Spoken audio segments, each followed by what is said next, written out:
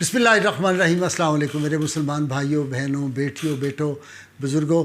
आपको पता है कि सैयदना बिलाल हबशी रज़ी अल्लाह ताला अन्हु के हवाले से पिछली हमारी 2-3 जो थी वो सीरीज़ चल रही थी। तो आज मैंने आपको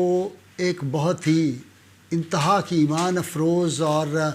सैयदना बिलाल हबशी रज़ी अल्लाह ताला अन्हु का पाकिस्तान की सरज़मीन से कितनी मोहब्बत है, इस रियासत पाकिस्तान से किस कदर मोहब्बत है, और जो मैं कहा करता हूँ कि रियासत मदीना का परतौ है रियासत पाकिस्तान, अल्लाह के फजल व करम से बुज़ुर्गान दीन की सबसे बढ़ के तो रसूलुल्लाह सल्लल्लाहु अलैहि वसल्लम की निगाह करम है यहाँ पे। और हुज़ूर सल्लल्लाहु अलैहि वसल्लम को ये वो देश है, ये वो धरती है जहाँ से आप सल्लल्लाहु अलैहि वसल्लम को मोहब्बत की खुशबुएँ जाया करती थी। इसका एक सबूत यह है कि सितंबर 1965 की जंग लगी हुई है और सैयदना बिलाल हबशी रज़ी अल्लाह ताला अन्हु जो है, और ये आपको पता है सितंबर का महीना है, 6 सितंबर को वो जो मशहूर जंग हिंदुस्तान और पाकिस्तान की थी, मैं तो उसको जिहाद पाकिस्तान कहता हूँ, जिहाद कश्मीर कहता हूँ। उस जंग के दौरान औलियाए किराम ने जो मदद की उस दौर में, और सब्ज़ चोलों वाले लोग जो थे वो देखे गए, हमारे फ़ौजी जवानों ने देखे, अफसरान ने देखे, अवाम ने देखे। बाज़ लोग जिनका इन बातों पे यकीन नहीं है, जो मेटाफिज़िक्स की दुनिया से नावाकिफ़ हैं, उनको नहीं पता कि मार्फत की दुनिया क्या होती है। बहरहाल वहाँ के जो सैयदना बिलाल हबशी रज़ी अल्लाह ताला के मिज़ार के खादिम ख़ास थे, उन्होंने लोगों को सुबह उठ के बताया कि आज सैयदना बिलाल हबशी रज़ी अल्लाह ताला अन्हु की कब्र से, ये 6 सितंबर की बात है, उन्होंने कहा कि मुसलसल ये आवाज़ आती रही कि हैया अलल जिहाद, हैया अलल जिहाद। तो मुझे कुछ समझ नहीं आई। तो बाद में पता चला कि ये हिंदुस्तान और पाकिस्तान की जंग थी और सैयदना बिलाल हबशी रज़ी अल्लाह ताला अन्हु अपनी जिस्म मिसाली के साथ जो थे वो पाकिस्तानी अफवाज की मदद कर रहे थे। मेरा यकीन और ईमान है कि आज भी जब हमारे जवानों ने ये जो कारगिल की जंग थी उसमें ऐसे नहीं, वो जो कर्नल शेर ख़ान था उसने जो मार्का किया है, तो ये बुज़ुर्गान दीन की नुसरत और ताईद और इस आजिज़ को तो हमेशा हासिल रही है। बड़े बड़े मार के अल्लाह के फजल व करम से नामूस रिसालत के, ख़त्म नबूवत के, और जो बातिल कुव्वतें हैं उनसे जो बरसरे पैकार में रहा, तो अल्लाह की नुसरत और ताईद मुझे मिलती रही और आज भी मिल रही है। इंशाअल्लाह आप देख रहे हैं कि मैं जिन इबलीसों के ख़िलाफ़ बरसरे पैकार हूँ, हर लम्हे अल्लाह की नुसरत और ताईद गैब से मुझे हासिल हो रही है। दूसरा वाक़या मैंने जो आपको सुनाने, जो ख्वाजा हसन निज़ामी रहमतुल्लाह अलैह का अपना जो है उन पे बीती हुई, ये 1911 जुलाई की बात है। ख्वाजा साहब जो थे दिमश्क में गए हुए थे बुज़ुर्गान दीन की मज़ारात पे हाज़री के लिए। सैयदा ज़ैनब के मज़ार पाक पे, सैयदना बिलाल हबशी के, सैयदना अब्दुल्ला बिन जाफ़र और दीगर जो हैं मुक़द्दस हस्तियाँ उनके मज़ारात पे थे। दारुस्सरूर वहाँ पे एक होटल है बड़ा मशहूर दिमश्क का, वहाँ पे ये ठहरे हुए थे। और एक इनका जानने वाला पुराना एक सहाफ़ी जो था वो हिजाज़ी था, और हिजाज़ मुक़द्दस मक्का मुअज़्ज़मा में उसने एक अखबार जारी किया था जिसका नाम एजाज़ था, और ये बड़ा अखबार पॉपुलर भी हुआ। वो ख्वाजा साहब को देखा तो होटल में आ गया और जो थे दोनों चाय की प्याली पे बैठ गए। तो उस अखबार नवीस ने कहा, हिजाज़ी अखबार नवीस ने कहा, ख्वाजा साहब नए दौर का हथियार आपको पता है कि अखबार नवीसी है। जिस तरह आज हम कहते हैं ना, ये मॉडर्न जो मीडिया है ये बहुत बड़ा हथियार है इस वक्त, ये बहुत बड़ी ताकत है। लेकिन ये याद रखें, इन सब ताकतों से बढ़ के ताकत मोमन के पास दुआ का हथियार है। आप दुआ हर वक्त करते रहिए कि बातिल कुव्वतों के ख़िलाफ़, मसाजिद की बेहरमती करने के ख़िलाफ़, बदबख्तों के ख़िलाफ़ हमेशा हाथ उठाए रखें, अल्लाह इनको बर्बाद करे। ख्वाजा साहब कहते हैं कि उसने मुझे कहा, हिजाज़ी जो था जर्नलिस्ट, उसने कहा कि हम आज जितना फ़ख्र करें कि पहले हम जो थे वो कुलूब को फ़तह करना बड़ा मुश्किल होता था, आज हम जो है वो तलवार से लोगों को फ़तह नहीं कर सकते, बंदूक की नाली से नहीं, बल्कि ये जो नया सहाफ़त है और कलम की ताकत है, इससे हम लोगों के यकीन, एतक़ाद और नज़रियात में एक इनकलाब बपा कर सकते हैं। कहते हैं कि वो बातें करने लग गया, दीगर मुझसे बातें करने लगा इल्म की, और वो एकदम एक तशवीश और फ़िक्र की किसी कैफियत में लगा कि ज़हनी तौर पे जैसे आदमी गैर हाज़िर होता, गहरी सोच में गुम हो गया। मैंने उसे कहा कि क्या हुआ, आप एकदम बातें करते करते जो है वो गुम हो गए। उसने कहा, मैं आपसे एक ज़ाती वाक़या शेयर करता हूँ लेकिन किसी को बताना ना। मैंने कहा नहीं बताएं। کہنے لگے میری بیوی جو تھی نا وہ مجھے اس سے عشق تھا، بڑی اللہ نے اس کو جو تھی جمالیاتی ثروتیں دی تھی، بڑی حسینہ جمیلہ میری بیوی تھی، اور مجھے اس سے عشق کا اس حد تک مرض لاحق ہو گیا تھا کہ بس وہ میرے دل اور نگاہوں میں ہر وقت بسی رہتی تھی، لیکن وہ اظہار نہیں کرتی تھی، اور اس کا جو میرے بارے میں ریئیکشن ہوتا تھا وہ نہیں ہوتا تھا، اور محبت کا جواب اس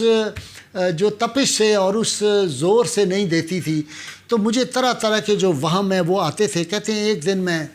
اپنے گھر آیا تو دیکھا میری بیوی جو ہے بہت اس کے قریب ہو کے، ایک خاتون جو ہے ہمسائے کی، وہ اس سے باتیں کر رہی ہے۔ مجھے لگا کہ کوئی گڑبڑ ہے، میرے ذہن میں شیطان نے وسوسے ڈالنے شروع کر دیے کہ شاید یہ کسی اور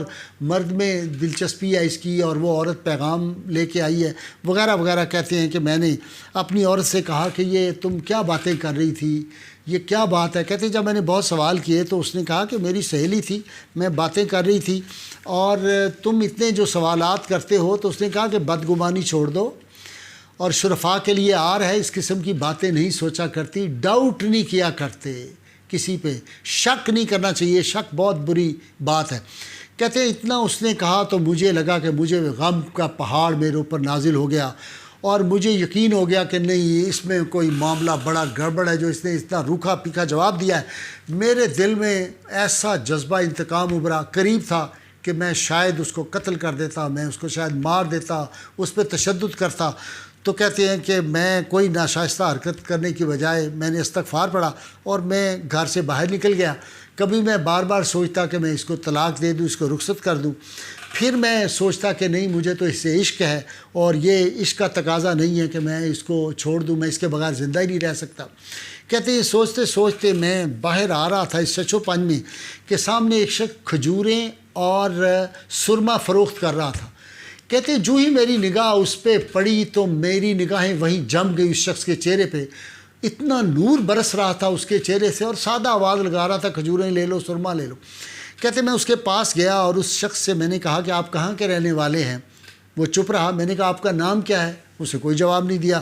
آپ کس جگہ آپ کا قیام ہے، آپ رہتے کہاں ہیں؟ تو کہتے ہیں کھجور والے نے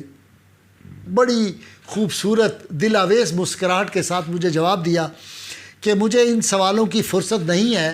تم یہ بتاؤ کہ مجھ سے کھجوریں خریدو یا میرا سرما، اس میں کوئی نقص ہے، کوئی خرابی ہے تو وہ مجھے بتاؤ۔ تو کہتے ہیں میں نے کہا کہ نہیں، نہ کھجوروں میں نقص ہے نہ سرمے میں ہے، لیکن کھجوریں بیچنے والے میں کوئی نقص ہے۔ تو اس نے کہا کہ دیکھو،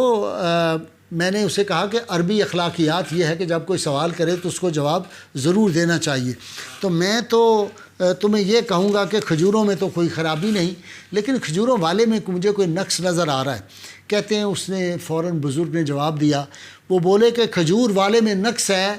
تو پھر سمجھ لو کہ تمہاری بیوی میں کوئی نقص نہیں ہے، یہ خرابی جو ہے کھجور والے میں ہے۔ کہتے جو ہی اس نے کہا تو میرا ذہن چکرا گیا اور میرے تو جیسے ہوش گم ہونے لگے تھے کہ اس کو میری کیفیت کا اور میرے گھر کے معاملات کا کیسے علم ہو گیا۔ کہتے میں سکتے میں آ گیا اور میں نے سمجھا یہ کوئی صاحب کشف ہے، یہ کوئی ولی اللہ ہے۔ میں یہ سوچ کے آگے بڑھا، میں نے اس کے دونوں ہاتھ پکڑے، زور سے کھینچ کے اپنے دل کے اوپر رکھ لیے۔ میرے دل کی دھڑکنیں تیز ہوتی گئی، مجھے لگا میرا ابھی دل جو ہے یہ پھٹ جائے گا، اور عجیب میرے سینے کے اندر ایک ارتعاش کی کیفیت پیدا ہو گئی اور میرا دل بہت زور زور دھڑکنے لگا۔ تو یہ دیکھ کر میں نے دیکھا کہ اس بزرگوں کی آنکھوں سے شعلے نکلنے شروع ہو گئے ہیں، ایک عجیب اتنا ہیوی نور جو تھا اس کی آنکھوں سے نکلا، مجھے لگا میری آنکھوں سے نکل کے پھاٹ جائے گا، نکل جائے گا۔ کہتے ہیں کہ بزرگ انسان معاف کر، میں اپنے بس میں نہیں ہوں، میرے ہوش کو عشق کے سانپ نے ڈس لیا ہے۔ میں نے اس کی خدمت میں یہ عرض کیا۔ یہ سن کر وہ جو ان کی آنکھوں سے شرارے نکلے تھے وہ کچھ کم ہوئے، تو انہوں نے مجھے کہا تیرا وہم غلط ہے میاں، تمہاری بیوی پارسا ہے، وہ تجھ پر فدا ہے، لیکن منہ سے اس کا اظہار نہیں کرتی، اس کا ظرف سمندروں کی طرح ہے، وہ چھوٹا ظرف نہیں ہے پیالہ کا کہ وہ چھلک جائے۔ اور پھر اس نے کہا، ان بزرگوں نے فرمایا، مجھے میرے سردار بلال رضی اللہ تعالیٰ عنہ کے سر کی قسم، تیری بیوی عام عورت نہیں ہے، مردان غیب میں سے ہے، اور میں نے اس کو دوسرے ابدالوں کے ساتھ پرواز کرتے ہوئے دیکھا ہے۔ کہتے ہیں کہ یہ سن کے میں عجیب و غریب وہ حیران ہو گیا کہ یہ میری بیوی اس درجے کی ہے روحانی طور پہ۔ تو انہوں نے مجھے بزرگوں نے فرمایا جب متعجب دیکھا اور میں ایسے میرا منہ کھلے کا کھلا رہ گیا، انہوں نے کہا تم نے حدیث رسول صلی اللہ علیہ وسلم نہیں سنی ہوئی کہ رسول اللہ صلی اللہ علیہ وسلم نے ارشاد فرمایا تھا کہ دنیا میں سب سے زیادہ ابدال جو ہیں وہ دمشق میں، ان کا ملک شام میں وہ رہتے ہیں، اور اللہ نے ان کو بڑی قوتیں دی ہوئی ہیں، وہ پرواز کر سکتے ہیں، وہ کوسوں میل دور جا سکتے ہیں، اڑ سکتے ہیں، ان کو اللہ تعالیٰ نے کشف الغیب کا کمال عطا ہوتا ہے۔ اور تمہاری بیوی کا باپ جو تھا وہ ابدال تھا، اور چونکہ عورت ابدال کے درجے پہ نہیں پہنچ سکتی، لیکن اللہ تعالیٰ نے اس کو باپ کی موت کے بعد جو ہے اس کی روح کو ایک ایسی لطافت عطا کر دی ہے کہ تمہاری بیوی جو ہے یہ ابدالوں کے ساتھ پرواز کر سکتی ہے۔ اتنا کہہ کے کہتے ہیں وہ تیزی سے کھجوروں والے جو تھے وہ غائب ہو گئے، مجھے پتہ ہی نہیں چلا وہ کدھر چلے گئے، اور میں حیرت کے اور استعجاب میں ڈوبا ہوا واپس گھر آیا۔ جب میں گھر داخل ہوا تو میری بیوی پہلی مرتبہ ایک عجیب دل آویز مسکراہٹ کے ساتھ اور بڑی زندگی جس میں ہوتی ہے میری طرف دیکھنے لگ گئی، اور کہتا ہے مجھے بڑا ڈر لگ رہا تھا، اور یہ ڈر جو تھا یہ پیار کی نظروں سے نہیں تھا، یہ خوف ایک ادب کی وجہ سے تھا کہ یہ اتنی بڑی ہستی ہے۔ تو میں نے انہیں مسکرانے کا پوچھا کہ کیا سبب ہے، تو میری جو اہلیہ تھی انہوں نے جواب دیا کہ انسان اگر اڑ سکتا ہے تو اس کا یہ مطلب نہیں ہے کہ انسان جسمانی طور پہ اڑتا ہے، یہ کوائے وہمی جو ہوتی ہیں اس کی پرواز ہوتی ہے، یہ روحانی پرواز ہوتی ہے۔ میں نے کہا میں کچھ نہیں سمجھا، صاف صاف کہو۔ کہنے لگی کھجور والے جو تھے جو کچھ انہوں نے کہا اسے تم نے یہ سمجھا نہیں کہ آدمی پرواز کر سکتا ہے، مطلب یہ ہوتا ہے کہ بعض طاقتیں پرواز کی انسان کو حاصل ہو جاتی ہیں، اور میں خوش ہوں کہ تمہارے وہم اور جو شک شبہ تمہارے درمیان میں جو شک کے جالے لگے ہوئے تھے وہ اس کھجور والے بزرگ کی باتوں سے دور ہو گئے۔ اور کہتے ہیں کہ میں بالکل مبہوت ہو گیا اور میں پریشان تھا کہ الہی یہ ماجرا کیا ہے۔ لیکن کہتے ہیں پھر میں نے کہا اپنی بیوی کو کہ پیاری لاڈلی سیدنا بلال، کہتے ہیں بس میں نے آگے کہنا تھا کہ ان کے سر کی قسم یہ الفاظ میرے منہ سے نہیں نکلے، اور سیدنا بلال تک میں کہہ کے اپنی بیوی کی نظروں سے دیکھا کہ یکدم میری بیوی غائب ہو گئی ہے۔ میں ایک دم پریشان ہوا اور ڈر کے مارے میں نے اپنی آنکھیں بند کر لی، میں سہم گیا۔ تھوڑی دیر کے بعد جب میں نے اپنی آنکھیں کھولی تو میری بیوی میرے سامنے موجود تھی، میری اہلیہ وہاں بیٹھی ہوئی تھی، اور میں چپ چاپ حیرت زدہ تھا۔ کہتے ہیں کہ تھوڑی دیر کے بعد ڈرتے ڈرتے میں نے اس سے پوچھا یہ اس کی حقیقت کیا ہے، آپ غائب ہو گئی تھی پھر واپس آئی، اس میں کیا ہے؟ اس نے کہا یہ راز تم یہاں سے مکہ مکرمہ سے دمشق چلے جاؤ اور سیدنا بلال حبشی رضی اللہ تعالیٰ کے مزار پر انوار پہ حاضری دو، وہاں پہ جا کے تمہیں وہی بزرگ ملیں گے، انہوں نے چمڑے کی ٹوپی پہنی ہوگی اور انہوں نے پوستین پہنے ہوئے ہوں گے، تم ان کو دیکھو تو سلام کرنا، ان کے سامنے خاموش ہو کے بیٹھ جانا، اور ان سے اگر وہ دریافت کریں تو کوئی مختصر سا جواب دینا، اور اگر اشارہ وہ کریں کہ کیا بات ہے تو تم نے کہنا ہے کہ مجھے سلامتی ایمان کی دعا دیں، محبت رسول صلی اللہ علیہ وسلم کی دعا دیں، اور آسائش کی زندگی میری گزر جائے، یہ آپ نے کہنا ہے۔ کہتا ہے میں یہ سن کے مشورہ سفر دمشق پر روانہ ہو گیا۔ جب میں دمشق کہتے ہیں پہنچا تو حسب ہدایت جمعہ کے دن میں سیدنا بلال حبشی امام عاشقاں جو تھے ان کے مزار پر انوار پہ میں نے جا کے حاضری دی۔ جو ہی میں وہاں داخل ہوا تو میں نے کہا دو شخص، وہی شخص جو تھے، دو شخص ایک ہی حلیہ کے ایک ہی لباس کے بیٹھے ہوئے تھے، تو میں دیکھا کہ یہ دونوں کی ایک ہی شکل ہے، میں بہت چکرا گیا، یا اللہ جس بزرگ سے میں نے بات کرنی ہے وہ کون سا ہے، مجھے بالکل ذہن میں نہیں آ رہا تھا۔ میں بیٹھ گیا، پہلے تو وہ دونوں مجھے دیکھتے رہے، اور پھر دیکھ کے ان میں سے ایک صاحب نے قرآن حکیم کی آیت نمبر 5 سورہ زمر کی جو ہے یہ تلاوت کی، یہ میں آپ کے سامنے قرآن حکیم سے وہی جو آیہ مبارکہ پڑھ رہا ہوں برکت کے لیے۔ کہتے انہوں نے پڑھا بسم اللہ الرحمن الرحیم، خلق السماوات والارض بالحق یکور اللیل علی النہار ویکور